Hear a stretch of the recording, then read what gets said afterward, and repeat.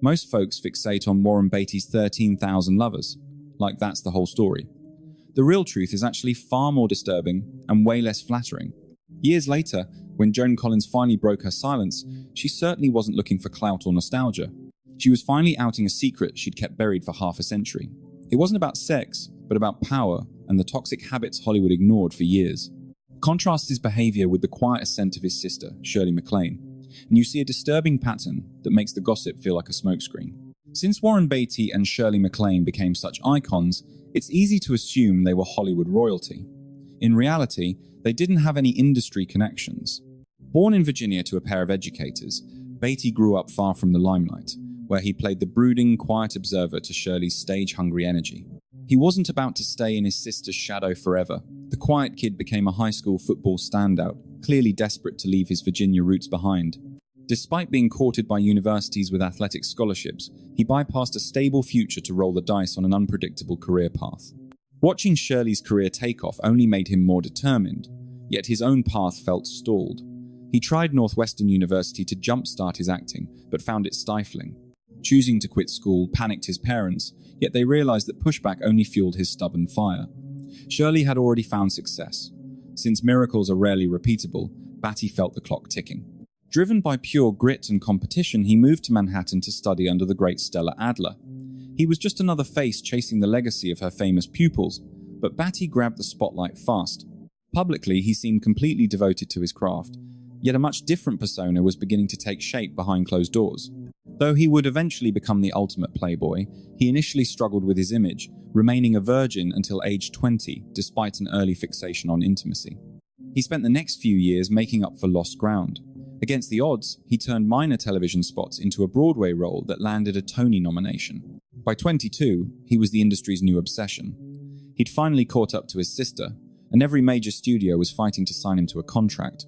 His first major blunder occurred when he signed with MGM, only to realize he was stuck with a terrible screenplay and no way out.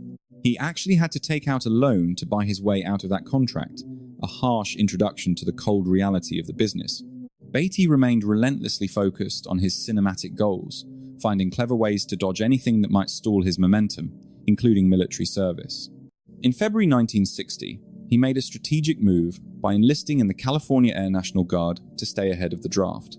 Just 1 year later, he received a discharge that effectively ended his military obligations and cleared his schedule for good. With no more distractions, he had a straight shot at stardom, just as his romantic life began to move at a breakneck pace. After crossing paths with Joan Collins at several elite gatherings, he finally made his move and asked her for a date. A seasoned pro, she found herself captivated by his presence right away. The sparks were undeniable. Yet Collins soon understood she had bit off more than she could chew. His physical demands were intense, even for Tinseltown. Feeling totally spent, she sought counsel from Joanne Woodward, who gave it to her straight. Woodward told her straight up that if she wanted to hold on to a 22-year-old like him, she had better find a way to match his energy. His massive opportunity arrived when he was cast in his debut film, playing the lead opposite the legendary Natalie Wood. Still dating Collins, he was already known for his straying ways. Though she was a newlywed, he remained an unproven face in the industry. Boasting 30 credits, she was the veteran to his rising sun. Some cruelly called her washed up, but they both sensed this role would either cement or sink them. The director, Elia Kazan, exploited their tension by forcing them into grueling, emotionally charged scenes that blurred the lines between acting and reality. As the cameras pulled the leads together, their actual partners stood by watching the fuse burn. Collins eventually snapped and took off for Italy, leaving Robert Wagner in the dust. Discretion wasn't his strong suit. Rumors soon swirled that the pair were spending far too much time practicing behind closed doors. Word got back to Collins, sending her into a tailspin. She flew home for only 2 days to have it out with him, leading to a typical Hollywood blow-up followed by a shocking proposal. With a diamond on her finger, she flew back to Europe, thinking she had killed the rumors for good. Whether that was actually true remains a mystery. The movie finished, new icons emerged, and the world kept turning. Yet with a man like him, the cycle never truly ends. His following projects saw him alongside the great Vivien Leigh. Age was not the common thread here. Rather, it was the emotional vulnerability and exhaustion that both Wood and Leigh shared when they met him. While the press was busy speculating about a romance between Beatty and Leigh, that media circus provided the perfect smokescreen for his actual activities. He was actually seeing Susan Strasberg on the side. even as Natalie Wood reached a psychological crisis point during the production of West Side Story. Just as her career anxieties reached a fever pitch, she received a call from Beatty, who refused to let their connection fade. It wasn't long before they hit the Hollywood party circuit as a pair, making Robert Wagner feel like a third wheel in his own marriage. The tension finally reached a breaking point during a cast celebration Wagner organized for one of his latest projects. After showing up late and disappearing with Beatty, a disastrous dinner followed, leading the couple's PR teams to announce their split the very next morning. Without a word of explanation, the marriage dissolved, and Collins simultaneously kicked him out of their shared home. He traveled to London in a final, frantic attempt to fix things with her, but the damage was already done. Collins eventually moved on with another actor, ending the relationship for reasons that were far more profound than simple jealousy. Returning to Los Angeles, he wasted no time and moved directly into the Bel Air estate that Natalie Wood was renting. Their professional success was overshadowed by a grueling press tour where every single question revolved around their scandalous private lives. Beatty couldn't stand the limelight, especially when it came to his private affairs. He projected a cold, guarded, and frustrated persona that would define his public image for decades. Beatty was notoriously tight-lipped, meaning most fans knew him through rumors and hearsay rather than direct interviews. The project's financial performance served as the sole silver lining. While Wood secured an Academy Award nomination, Beatty ended up snagging a Golden Globe for being the most promising new talent.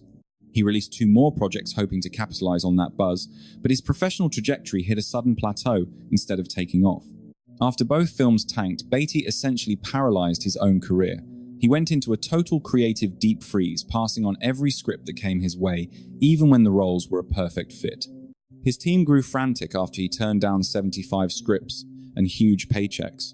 His desperate attempt to micromanage his career backfired in a major way.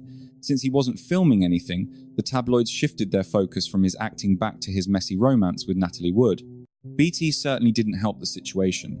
The couple had already moved in together and were constantly throwing lavish parties for the Hollywood elite. Then, during a night out with their circle, Beatty pulled a vanishing act. Explaining his motives was never his style.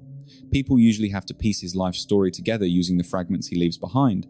Nobody could account for his whereabouts until he reappeared at her front door. Natalie dumped him instantly, finding someone new and ending their messy drama. That same year, the Academy Awards delivered a particularly stinging blow. Wood showed up with her new boyfriend, fully expecting to celebrate her nomination for Best Actress. Instead, she found herself in a tense showdown against Beatty's own sister, Shirley MacLaine, and a young starlet named Leslie Caron. Wood was stunned into silence when Caron walked in with Beatty on her arm. The scandal was immediate. Caron was still technically a married woman, but that never seemed to bother Beatty before. This fresh scandal broke just as Beatty finally signed on for a new film titled Lilith. Unfortunately, the production turned into a complete train wreck. When the movie bombed, Beatty tried to claim he only did it for the paycheck, but nobody was buying it. His close friends knew he poured his heart into it, and the failure really hurt him. In the background, Karen's marriage was falling apart, and her husband was determined to make the public humiliation as loud as possible. He officially cited Beatty as the reason for the divorce, and a judge eventually forced Beatty to foot the legal bills. It was a rare moment where his Playboy lifestyle actually cost him. Beatty had to think on his feet to survive. He quickly agreed to another movie with Karen just to stay relevant and cover his debts. His legendary pickiness about scripts disappeared in an instant. Once the dust settled, Karen began to see a different side of him. She vividly remembered him shaking her awake one night, terrified that she wasn't thinking about him at that exact moment. She initially viewed it as a sign of sweet vulnerability. Later, she realized it was a deep-seated need for ego-stroking that bordered on pure narcissism. They managed to stay together for 2 years. Beatty popped the question several times, but his constant emotional demands eventually pushed her away. Right before the split, Karen introduced him to a director who would change his life, Francois Truffaut. Truffaut didn't have a part for him, but he did suggest a script about a pair of notorious bank robbers. Beatty was hooked on the story immediately. With his career stuck in neutral, Karen convinced him that he shouldn't just star in the movie about Bonnie and Clyde. She told him to produce it himself. That specific challenge finally woke him up. Beatty was always the type to shine brightest when the odds were completely stacked against him. The deck was stacked against him again, but he was dead set on winning. By the mid-1960s, Warren Beatty was dragging a reluctant Hollywood into a new era. He envisioned a gritty, fresh style later dubbed New Hollywood. Meanwhile, major studios remained stuck in their ways, playing it safe with tired, predictable formulas. Beatty refused to quit, pitching his wild idea directly to the ultimate industry titan, Jack Warner. That meeting is now a permanent part of cinema lore. Settling for a tiny budget, Beatty actually swallowed his pride and begged Warner, practically dropping to his knees until the mogul finally cut him off. Everything shifted right then. At just 29, Beatty did it all, starring in the lead while also serving as producer and secret writer. Finally holding the reins gave him that deep sense of accomplishment he had hungered for since his first day in town. The project even sparked some rare self-control. He and Faye Dunaway promised to keep things strictly professional, and surprisingly, Beatty actually kept his word. Professionalism didn't stop the casting from getting messy. Beatty first looked at former flames, including Natalie Wood. Even Cher's name was thrown into the mix. Back then, she was with Sonny Bono, who hated the idea of her starring in such a violent, gritty flick. Beatty and Cher shared a past fling, a brief connection that looks a bit awkward when people look back at it now. Though Warner hated the movie and tried to hide it, Bonnie and Clyde eventually blew up. Initial reviews were brutal, but the hype became unstoppable. People soon realized they were seeing something revolutionary. The hit made Beatty a powerhouse visionary, proving he was way more than just a pretty face. After that win, Beatty fell back into his usual routine. He was always a sucker for high-profile women, especially those with Academy Award pedigree. With his producing career taking off, he pushed for even more. He hit it off with Julie Christie right away, as both were incredibly headstrong and fiercely independent. Their bond outlasted his typical flings, mostly because they played by a completely different set of rules. They settled on an open relationship, which bypassed the typical drama that plagued his earlier flings. Still, Beatty had a hard time keeping his work life and his desires separate. On the set of his latest project, all his fame and success weren't enough to break the cycle he kept falling into. Following the massive success of Bonnie and Clyde, Beatty signed a high-paying contract to lead with Elizabeth Taylor in The Only Game in Town. However, the vibe during filming was suffocating. Taylor's husband, Richard Burton, stayed glued to the set, loitering near the lens and making snide comments the moment an intimate scene wrapped. The crew just pushed through, though the timing was terrible. Taylor's box office draw was slipping, and the era of big-budget studio dramas was quickly coming to an end.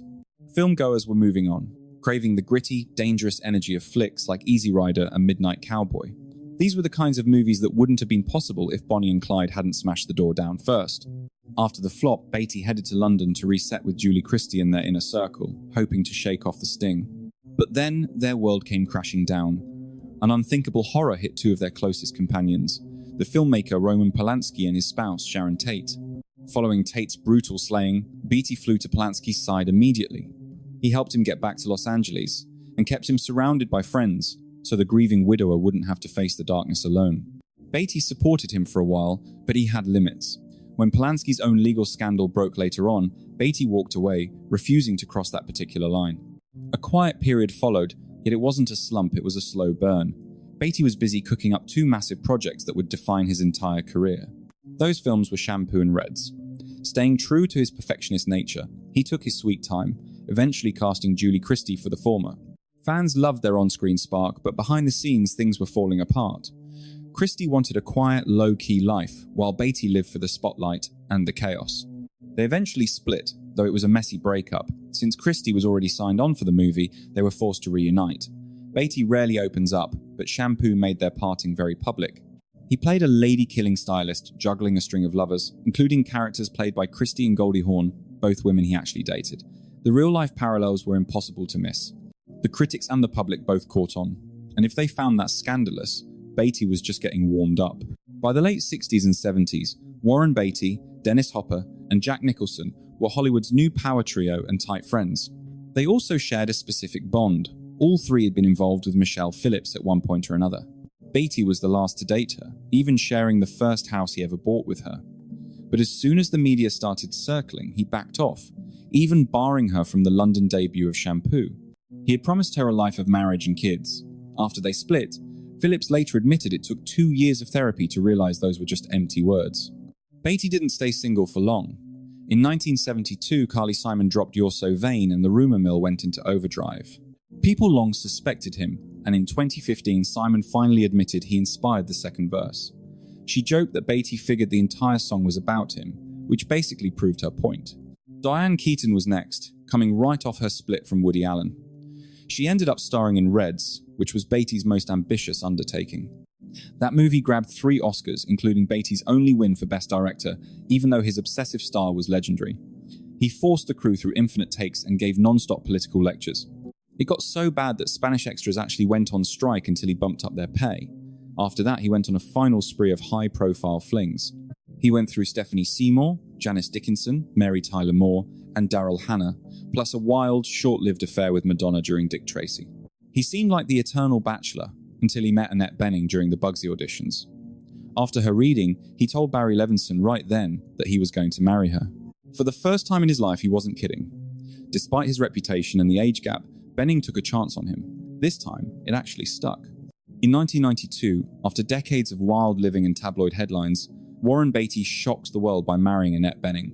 But the real surprise was what happened next. Beatty actually walked away from the limelight to focus on being a husband and a father. They raised 4 kids together, and despite the gossip and private struggles, the marriage held up. One major moment came in 2006, when their oldest, Stephen Era Beatty, came out as transgender. Beatty spoke out with nothing but pride, calling Stephen a genius and a hero. Those words showed how much he'd changed from his scandalous past. Then, in 2017, he briefly stepped back into the world spotlight. In a massive Oscar blunder alongside his old co-star Faye Dunaway, he was handed the wrong envelope for Best Picture. Dunaway accidentally announced La La Land instead of Moonlight, causing a chaotic live correction. Beatty tried to clarify the mess, but the moment was already ruined. The Academy brought them back a year later for a do-over, which went fine. Yet, his past still found ways to haunt him. Carrie Fisher later shared that during the filming of Shampoo, when she was only 17, Beatty made a move on her. She shot him down, making her one of the rare women to ever say no to him. But an even darker tale goes back to the Bonnie and Clyde days. Beatty had approached Natalie Wood for the lead role. According to reports, she broke down crying, saying she couldn't handle working with him. That very night, she tried to take her own life, and didn't act again for 3 years. They never spoke another word to each other before she passed away. Making things even more tense, Beatty later dated Natalie's sister, Lana Wood. Many people viewed the relationship as a total betrayal. The situation was messy, as Lana was broke and escaping an abusive relationship while being estranged from Natalie. Beatty actually helped her get out, paid for her hotel, and kept her and her baby safe. A romance followed, but it started more out of a crisis than actual attraction. Some of the most disturbing details go back even further. In her book, Joan Collins revealed she had once been pregnant with Beatty's child. Worried it would kill her career, she chose to have an abortion. Once they broke up, she never looked back. And then there is the story of Marilyn Monroe. Beatty was 25 when he met her at a producer's house just before she died. He later described their night of talking and playing piano as deeply personal, though not physical. Monroe passed away the following day. By the time Beatty finally settled down, his scandals had already become Hollywood folklore. What's left is a life of 2 distinct halves. One was defined by reckless excess, while the other was built on loyalty and a long overdue sense of peace.